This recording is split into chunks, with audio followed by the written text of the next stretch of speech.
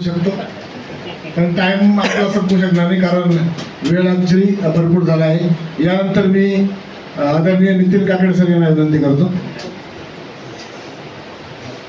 नमस्कार, मी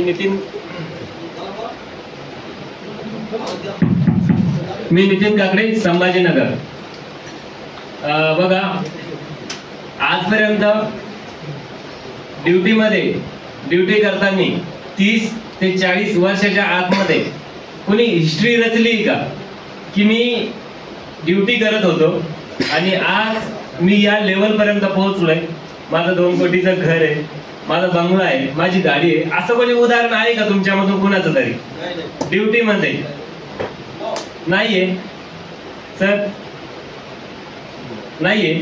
बघा, मी पण अगोदर ड्युटी मध्ये होतो म्हणून थोडासा विषय घेतला।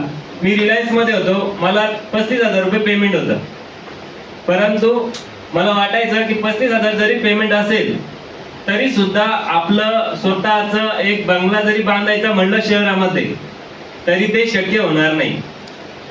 मग मी विचार करायचो की जर आपण एक साधं घर बांधू शकत नाहीये तर मग ड्युटी करायची कशासाठी? आणि जीवन जगण्यासाठी जर ड्युटी करायची तर जीवन तर तसं पण गावाकडे जाऊन पण जगलं जाईल। मग कम्फर्ट झोन मध्ये राहायचं कसं? म्हटलं काहीतरी करायला पाहिजे आणि मी शोधात होतो काहीतरी मोठं काम करायचं। बरेच उद्योग व्यवसाय पण मी करून बघितले, परंतु त्यातूनही मला लक्षात आलं की 4 भिंतीच्या आतमध्ये जो पण आपण उद्योग व्यवसाय करणार आहे तर त्या 4 भिंतीच्या व्यवसायामध्ये आपण एका लिमिटेशन मध्ये पुन्हा अटकणार आहे।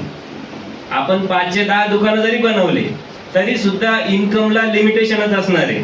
मग मी विचार केला आपल्याला असा काहीतरी बिझनेस करावा लागेल की तो 4 भिंतीच्या आत नसायला पाहिजे, बाहेर असायला पाहिजे।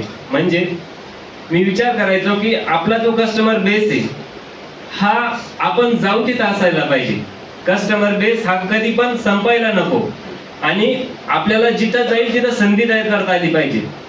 तर मी असं विचार करायचो, परंतु मला माहित नव्हतं अगोदर सिक्रेट नावाचं बुक व्हिडिओ, मला त्या अगोदर काही कल्पना नव्हती तशी, परंतु मला ते त्या दिवशी क्लिक झालं।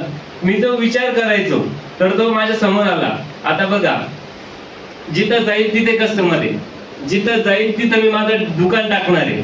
माझा लीडर म्हणजे माझं दुकान। जेवढे जास्त मी दुकान टाकल तेवढा जास्त माझा इन्कम आहे। इंडियाच नाही तर अख्खी पृथ्वी ही मातीचीच आहे। जिथं माती तिथं झाड, जिथं झाड तिथं माणूस। मी जाईल तिथं उद्योग व्यवसाय उभं करण्याची क्षमता माझ्यामध्ये तयार झालेली, ती फक्त ग्रोविजनच्या माध्यमातून।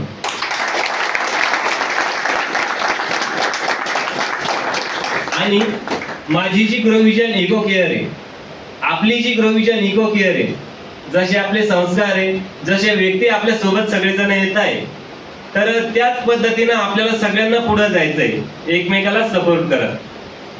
Thank you so much.